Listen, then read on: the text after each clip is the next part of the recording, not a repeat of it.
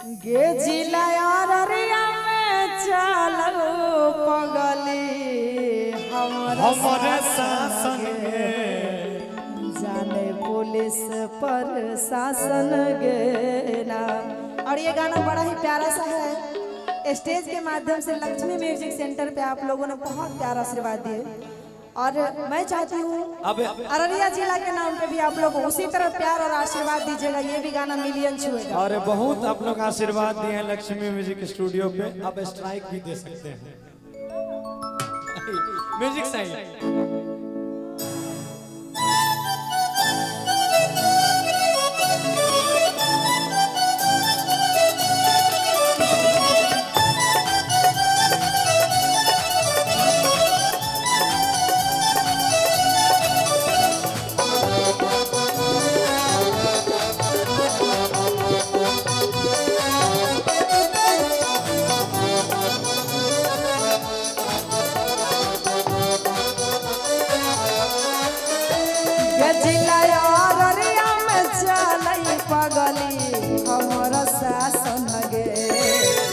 Police पर शासन गे जिला अररिया में चले पगली हमारे शासन गे जाने पुलिस पर शासन गे।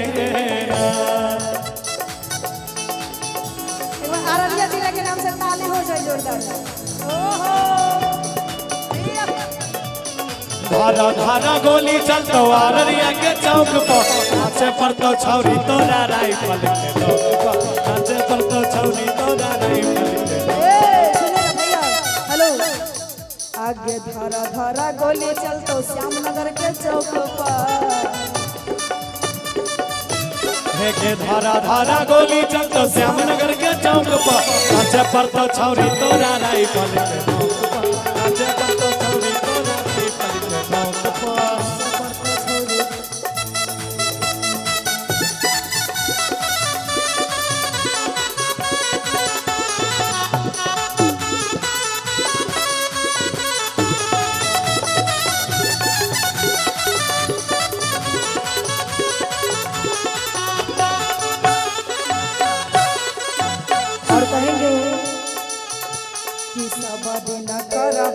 हम बदमाशी चाहे जेल होते चाहे फांसी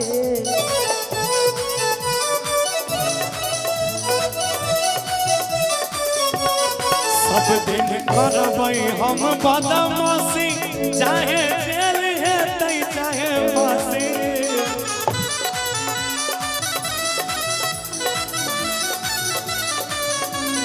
हमें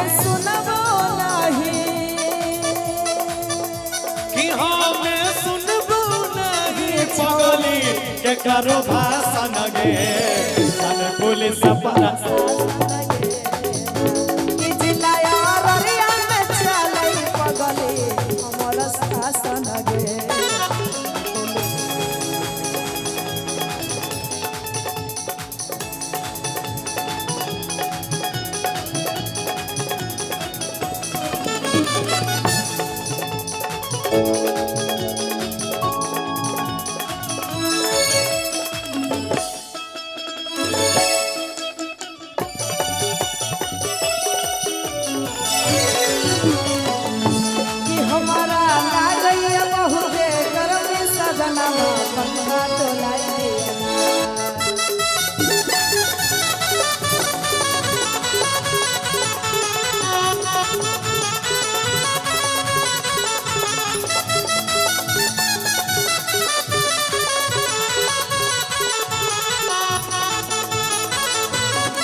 लेकिन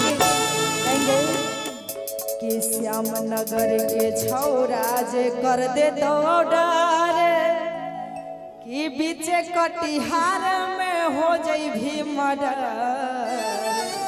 कि श्यामनगर के छौरा जे कर दे तो ऑर्डर बीचे अररिया में हो जाई भी मर्डर। कि के पगली नेता विधायक लगवे हमारे आसन गे कि श्यामनगर के छौरा जे दे दे तो ऑर्डर मर्डर।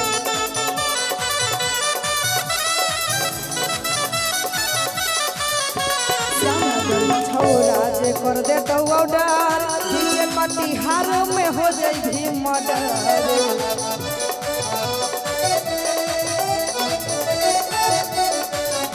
ये पगली नेता विधायक